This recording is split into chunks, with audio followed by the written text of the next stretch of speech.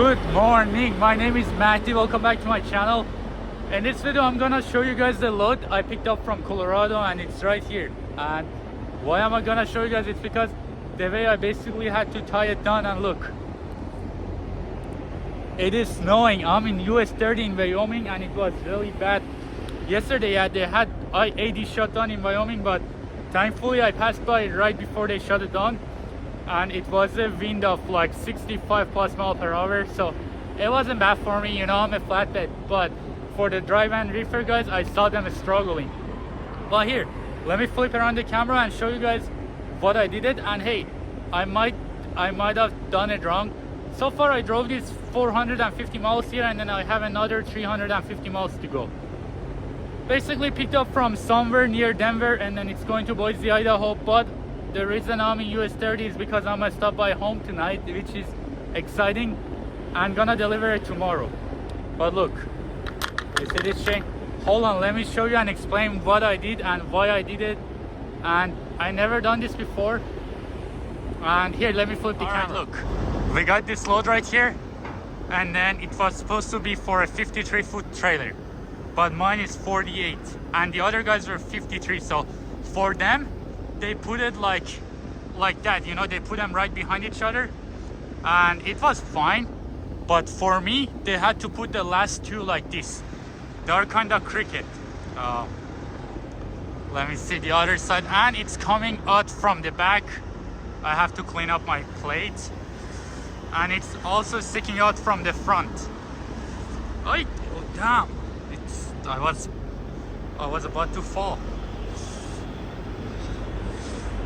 Okay, and it's, oh shit, what? Oh, look how fucking icy that is, man. And I gotta start driving here soon. But here's the front, that's the back, you saw that right there. And here is how I chained it up. So as I said, I don't know if I did it right, so you guys don't have to do it, but so far I carried it for 450 miles. But here, you see I have the chain tied up there on the other side, and it's directly connected to the trailer. And this is basically just for show. I hooked it right here, same as this one. Well, if I had enough room, I would have get them like that. Look, one's pulling to the front, the other one's pulling to the back, right? But I didn't have enough room, so this is the first two, and then this one is kind of crooked, so also one to the front, one is pulling to the front, one is pulling through the back. And it doesn't matter, like the chains are pretty tight, right? Oh yeah, it doesn't move at all. It's pretty tight, but like the tighter it gets, the more pressure it puts on the tire. So it's like it's kind of like getting tilted this way because both chains are locked on this side. And the last one right here, it's also the same. I directly connected to the trailer because I don't have much of a room to like put the chains on, and then they both are pulling to the middle, so that way, oof, it's cold. So that way it doesn't like, because I can't pull it to the back or pull it to the front, so it's pulling to the middle. And on the very last one, I did add one strap just in case. Might be, so far it's holding up pretty good. One thing I don't like about it is I don't see this one on the back in my mirror at all because of the way it's sitting. So basically that's sitting on the left, and then this is sitting on the right, so I can't really see it in my mirror. And yesterday I had that door open right there, and then thankfully a truck driver let me know about it, because as I said again, I can't see it in my mirror. And since it is sticking out a little bit, I had to put a red flag here, and I had to tie it up here to this. Basically what I did, I tied these two together, and then I hooked it right there. And so far it's sitting good. And here is the other side of it. Well, let me flip the camera. Yeah, as I said before, I was so unsure about getting this load. I was even like thinking like, should I not pick it up? And then I was like, no, I'm gonna go home for a day, you know, I can't mix that up. And I picked it up from Colorado, paying like $2.62 a mile. I would wanna say going for It was going for like 780 miles, something like that, paying like $2,100.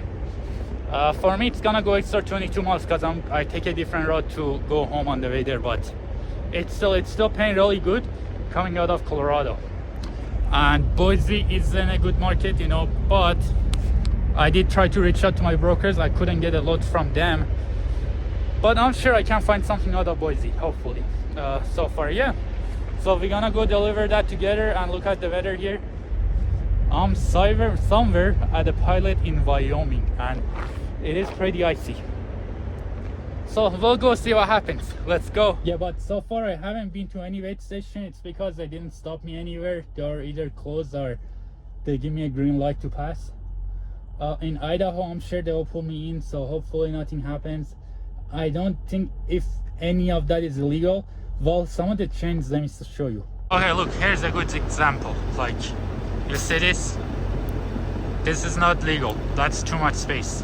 I am not sure, it could be, but I heard it can't be no more than like half an inch or maybe 1 inch it was, I don't know, but this is one of them. And then I couldn't get it like, maybe I could have, but yeah, I'm just gonna leave it like that. It's too cold. I could have maybe I could have done it better, but this is one of them. The other one is fine. This is fine. We got a little bit right here, but I think that's also fine. This is fine. This is fine, I would say. Yeah, a little bit. Oh, I'm back here. This is not good. Also, oh, this is fine. This is all the way tight. Yeah. So it can't be this much of a space. Like, it needs to be tight all the way, or like tight maybe more than that, maybe like up to here. But yeah, I feel like I'm gonna be good to go. Here, oh, let me clean my plate off. Did any of you actually miss winter driving? It is so satisfying to do that. I like it. Other than that, I used to drive a lot of snow when I was like working locally in Idaho, you know. We had to go get the milk no matter what the weather is like. So, and it's cold here, man. It's like 18 degrees in here. I already feel like I'm gonna get frostbite. Oh. Yeah. I'm just gonna start driving and hopefully we'll get there happy and healthy. I only got 2 hours and 34 minutes to go home. That's what the GPS says, but I'm gonna give it like, I'm gonna add at least 1 hour to that because of how bad the weather is. So hopefully we'll be fine, we'll be okay, and then deliver the load together happy and healthy. Let's go. All right, I think I'm tripping. Before I start driving, I was like, okay, let's go check my load one last time, just in case, you know. It is because the chains are staying good and strong. Look, as long as they don't move, look, as long as they don't move, we are good. Oh shit, damn, look. Should I not start driving? It's extremely slick. Look at that, look. Well, oh, hopefully we'll be okay. Just have to go and then, yeah, hopefully we'll be fine. Just have to go slow. Oh shit. Just have to go slow, you know, and then if I have to, I'll just put my chains on. We'll see what happens. Alright, so I did just made it here all in one piece. I'm in this huge construction zone and construction site, and I am in a truck staging area. I have to wait for someone to come escort me here. But here, let me show you. Ta-da! We made it all in one piece, so that's pretty good. Didn't have any problems with anything other than it being super cool. Like this morning when I was doing my pre-trip inspection, it was like, oof. It was cool, but other than being cool, we had no problem with the load right now, and we're going to deliver it. My dispatcher is calling me. Let me see what he wants. Okay, I just talked to my dispatcher. He's setting up with a new broker to get us a load. Hopefully we'll get something from here and then go wherever, I guess. But yeah, here's the load. We made it safe, secure, all good with this being like that. I got pulled into 2 paid stations in Idaho, but they didn't care. They didn't say nothing.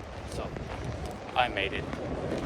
For now, I'm gonna go wait in the truck until they come and get me. And then what happened was I basically give 2 of my chains out to another driver. What happened was when I was getting a load, another driver came up to me and was like, "Hey, can I buy 2 chains from you?" You know, I was like, "How come?"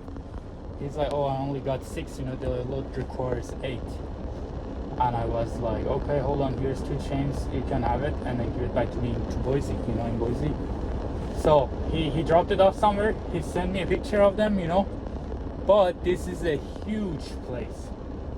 So I hope that where I unload my heaters is the same place that he unload his construction heaters, you know. That way I can get my chains and binders back. 2 chains, 2 binders. Let's hope I can get them back. We'll see what happens. Yeah, I find my chains are right here. Being unloaded right over there.